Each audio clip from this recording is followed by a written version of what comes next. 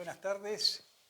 Hoy nuevamente nos encontramos con un nuevo video y esta vez solicitamos la presencia de un estudioso de todos los temas de la región, tanto históricos como profesionales, que es el doctor Alberto Barak, médico veterinario con doctorado en Relaciones Empresarias. Y es un gusto tenerte acá, Alberto, para que nos cuente un poco. Habíamos hablado con él, que nos va a contar el tema de cómo estaba relacionado con la ganadería y el tema del pacto Roca-Rusiman. Un poquito que nos haga la historia y...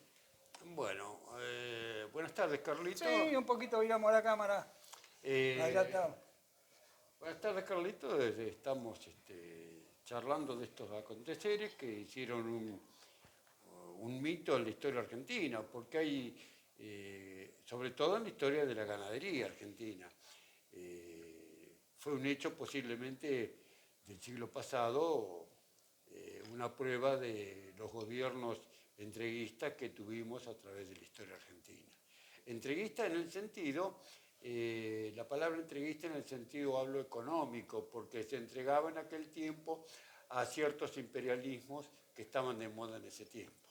Pero en este caso no se entregaba el mando o el poder económico a un imperialismo que estaba en boga, sino era un imperialismo que estaba decadente, porque me refiero al año 1932, el famoso pacto Roca-Runciman.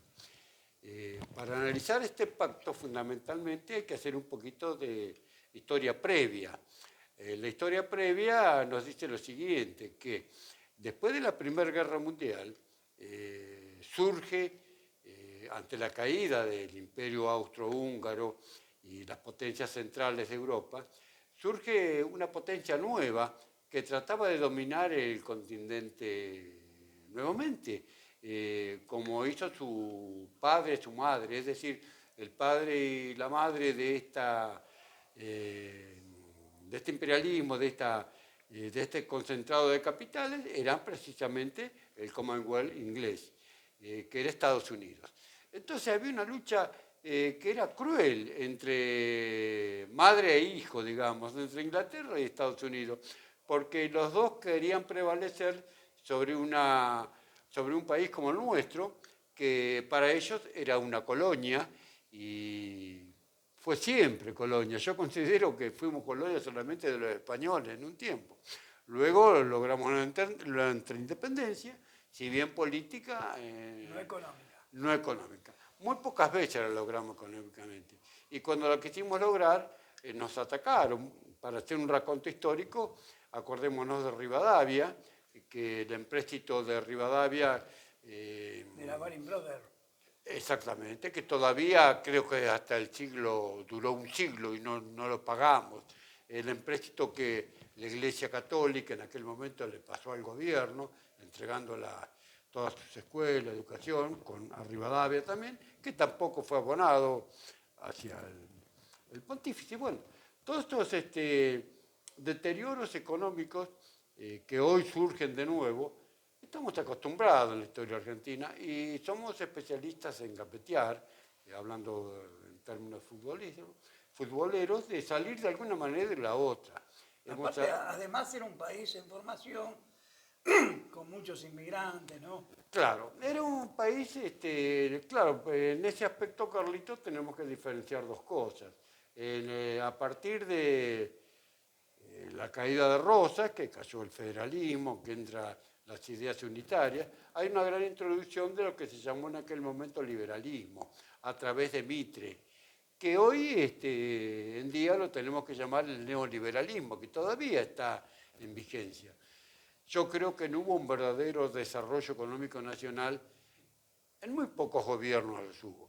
Hubo intentos en algunos, pero no lograron concatenar la idea fundamental, que era tener una Argentina libre y soberana, sobre todo en la parte económica.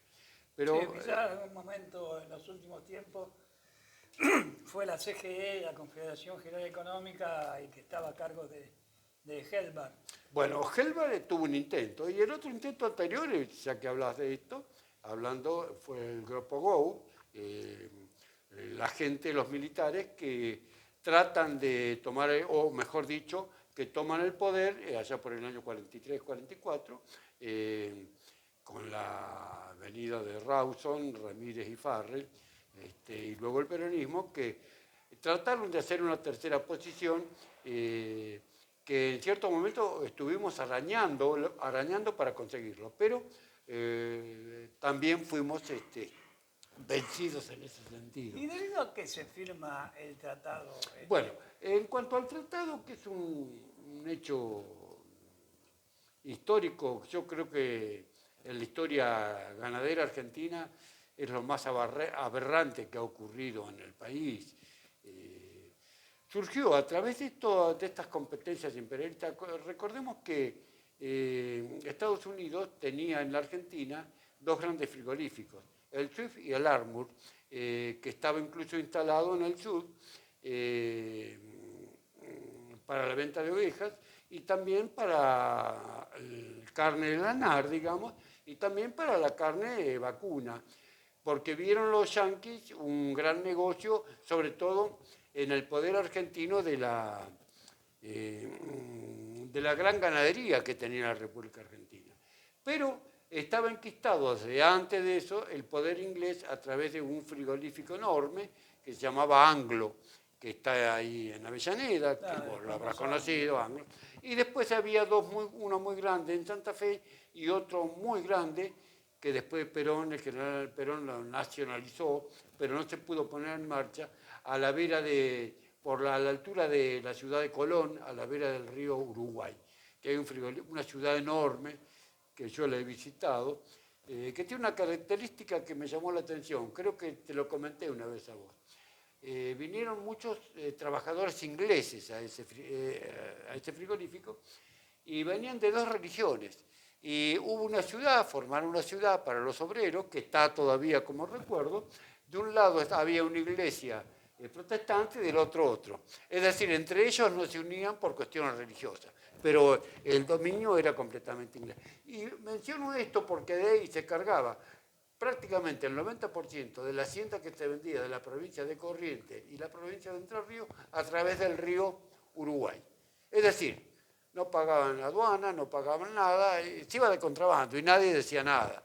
La salida por Uruguay, salían los barcos, increíble. Eso pasó en Argentina. Pero eso fue un poquito anterior a lo que me relato.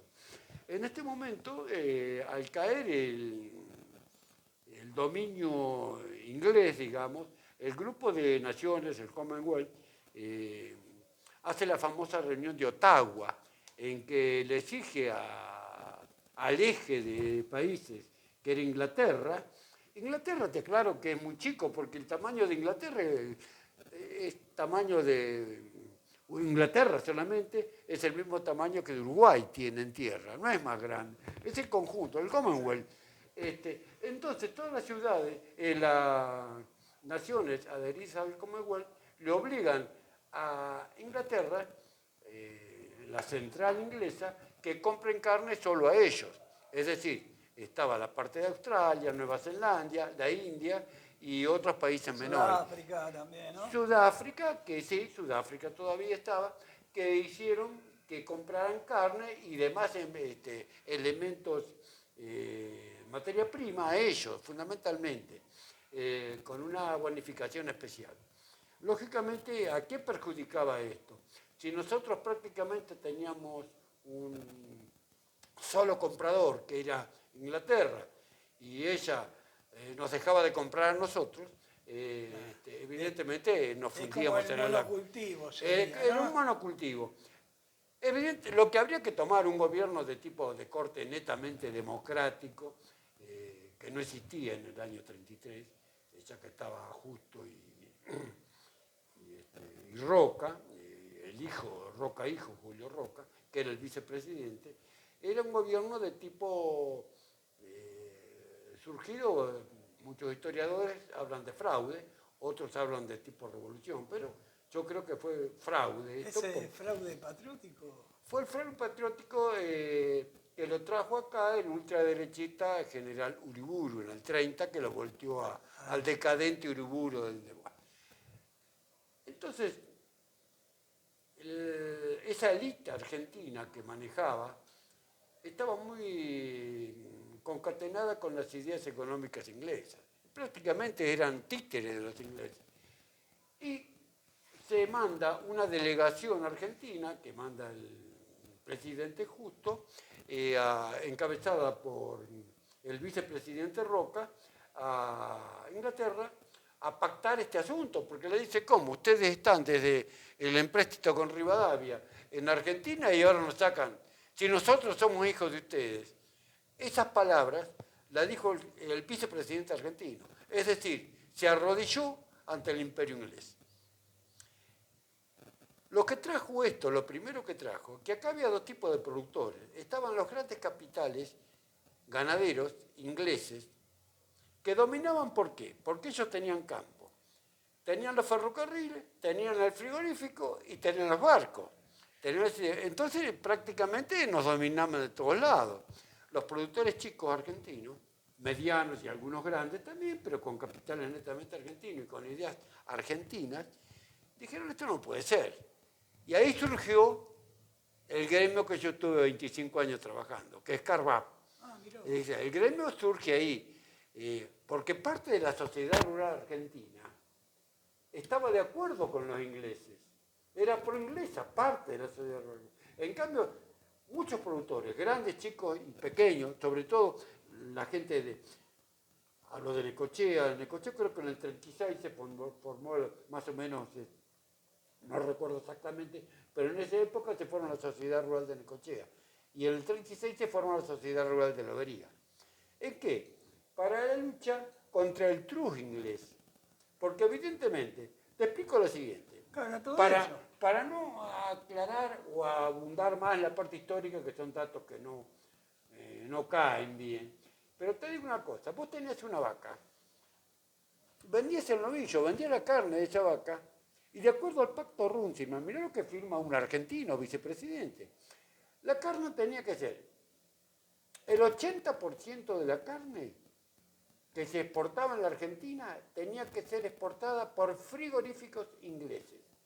Es decir, un 50% ellos y el 30% los americanos. Prácticamente se cocinaban entre ellos.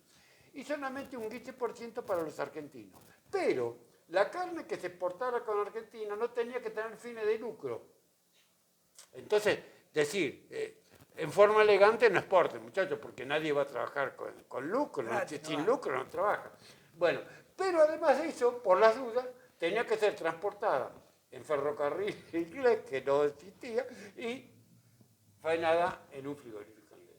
Ante eso, el ganadero argentino, el que se sentía argentino... Y el barco inglés también, la flota. No, los barcos, los únicos que tenían barco inglés, creo que Argentina tenía un solo barco... que era tipo chatarra frigorífico. Eran todos ingleses, la flota era inglesa, dominaba ella, era todo inglés. Los barcos ingleses, creo que tenían 80 blancos barcos ingleses. Era espectacular porque mandaban acá los barcos muy buenos, la barca, el animal refrigerado duraba 40 días, prácticamente ellos comían carne fresca ya. Pero esto trajo aparejado esa gran revolución. Y surge un político que, si bien fue de origen conservador y luego fue demócrata progresista, antirradical y anticatólico, que fue Lisandro de la Torre. Lisandro de la Torre, dentro de su derechismo que tenía, dijo que no puede ser, pero esto nos pisan. Y hace un pedido, era senador por Santa Fe, hace un pedido a las cámaras para que se investigue cuándo es el pacto. Da la casualidad que en una de esas reuniones le tiran un tiro en las cámaras a la Torre y lo matan al Bordaberry, ¿no? Bordaberry, que era el senador que él se cruzó, pero algunos dicen que se cruzó poniendo su cuerpo ante la figura de la Torre, otro que cruzaba, no sé. Es decir, que se descubrió al asesino, se hicieron investigaciones muy rara, porque fue la primera vez que luego apareció un revólver cerca del muerto, y no tenía nada que ver. Y fue falso, le habían sembrado un revólver para decir pero qué defensa personal dentro de las cámaras. Fue un asesinato con un balazo en la espalda. Bueno, creo que a este señor le dieron 20 años de cárcel y salió en el 52, creo que salió en libertad. En base a esto, se arma un gran alboroto en la política argentina porque muchos senadores y diputados de origen también conservador y de origen radicales, que eran algunos todavía, que luego surgió el presidente Ortiz, que era de la línea de Alvear, de Marcelo T. de Alvear, eran las personalistas. Dijeron, no, hay que investigar, hay que investigar. Y bueno, la investigación fue tan lerda que hasta el año 43, 44, que llegó el movimiento que trajo Rapto, seguían investigando. Y siempre siguió con este dominio inglés. Bueno, para ir cerrando un poco... Bueno, quiero aclarar una cosa, que muchos autores, incluso históricos, hablan de una cosa que yo no estoy de acuerdo. Que se habló que en ese momento en la Argentina había mucha gente que estaba del lado de otro imperialismo, que era el alemán. Pero acordate que Hitler sube en el año 33 al poder. Prácticamente esto que te estoy relatando es del año 33. Es decir, que son ideas que tratan de confundir la historia. No, porque hay que aclararlo eso, porque cuando hablar de imperialismo, y el imperialismo alemán, bueno, no existía. Lo que existía, sí, la proyección de Rusia, que es cierto, había mucha introducción acá en un partido, en un ala del Partido Comunista, que era el trotskismo, que estaba muy metido también en los obreros del frigorífico. Eso sí, pero ellos no tenían nada que ver en el manejo económico de esto. Bueno, en fin, ahora vamos cerrando. El pacto Roca-Russman fue una desgracia para nuestro comercio y una entrega total. Fue una entrega total, y lo más grave de todo fue las palabras de nuestro vicepresidente Roca de ese momento, que se declaró que éramos una colonia de Inglaterra. Sí, se arrodilló frente al imperio. Se arrodilló, ese bueno, es el término. Hoy una historia linda que es educativa para aquellos que no conocen del pacto Roca-Russman. Y suscríbanse a Secreto Necochea, así seguimos haciendo este tipo de videos.